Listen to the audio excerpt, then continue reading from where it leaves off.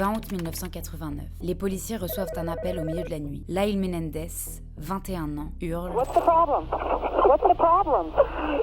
I'm trying to kill my parents. En arrière-plan, son petit frère Eric, 18 ans, est en larmes. Quand les policiers arrivent sur place, la scène est glaçante. José et Kitty Menendez ont été abattus à bout portant au fusil de chasse dans leur villa de Beverly Hills. Au début, on parle d'un règlement de compte, puis l'enquête bascule et les regards se tournent vers les deux fils qui finiront par avouer avoir tué leurs parents. 1996. Après un premier procès sans verdict, les frères qui étaient promis à un avenir radieux sont reconnus coupables de meurtre au premier degré et condamnés à la perpétuité sans libération conditionnelle. Mais l'affaire est loin d'être terminée. Ce verdict cache de grosses zones d'ombre dans une famille qui, parfaite en apparence, aurait été un nid de violence, d'humiliation et d'agression sexuelle. En 2025, 35 ans après leur condamnation, le procès est rouvert pour que les frères puissent sortir de prison. Les frères Menendez auront-ils une chance de sortir? Pourquoi cette affaire continue-t-elle de hanter l'Amérique des années après? Qu'est-ce qui n'a pas été entendu à l'époque? Les frères sont-ils bourreaux ou victimes? Et la série Netflix dans tout ça, dit-elle la vérité ou une version arrangée? On plonge dans l'un des procès les plus choquants et médiatisés du XXe siècle, une histoire qui divise encore l'Amérique et qui pourrait bien connaître un nouveau chapitre.